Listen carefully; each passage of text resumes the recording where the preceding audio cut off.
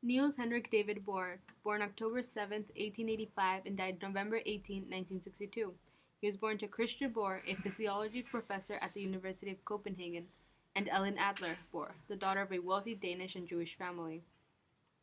He studied at the University of Copenhagen and graduated with his master's degree and PhD in physics.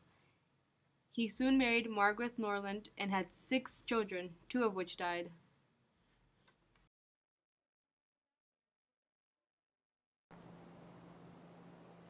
This is a picture of the atomic model. It shows the atom as a positively charged nucleus surrounded by negatively charged electrons.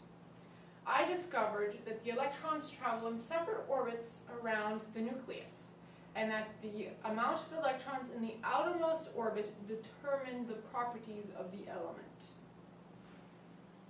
Alright, according to my atomic theory, an electron is restricted to a particular circular orbit, but it can jump from a lower energy orbit to a higher energy orbit if they absorb light. They can also do the opposite, fall from a higher energy orbit to a lower energy orbit if they emit light. Okay. I cooperated with John Archibald in 1939 to produce a liquid drop model. A tiny nucleus was modeled after a drop of liquid held together by surface tension. Just like a liquid, the shape of the drop was spherical, but could be changed. Okay.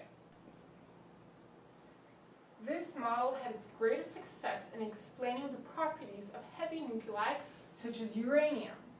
It also was an important step in the development of the atomic bomb.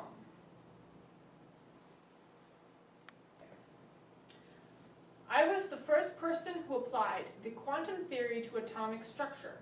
This theory was based on an atomic model earlier proposed by Rutherford in 1913.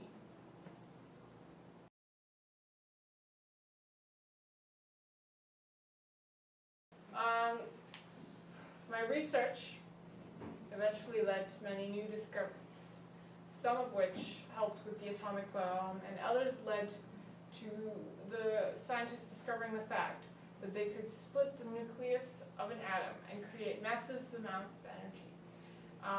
Through this, eventually, they found a way to collect this energy, and nuclear power was born, which is what you guys all use today, mostly.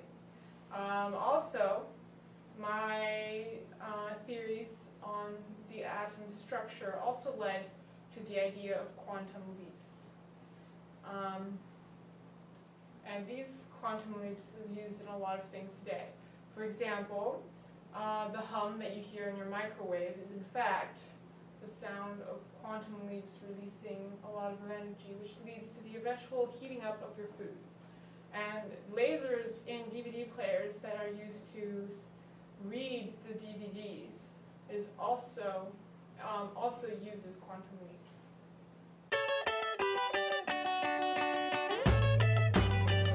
Oh, I don't know what I'm supposed to say. Okay, let's do this. This is the atomic model. It is what? It is.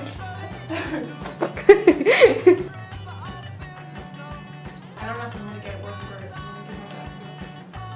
Okay. This is the atomic model. It shows a positively charged nucleus surrounded by negatively charged electrons.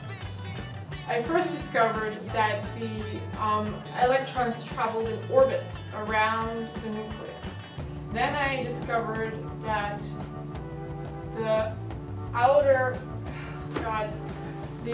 orbit determines the properties of the element. That the outer orbit determines the properties of the element. Does that make sense?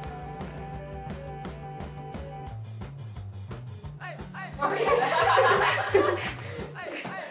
The atomic model proposed earlier by Rutherford in 1913. I was the first to... What are you doing? I don't know. Just like a drop, the shape of the drop. Okay, let me try that again.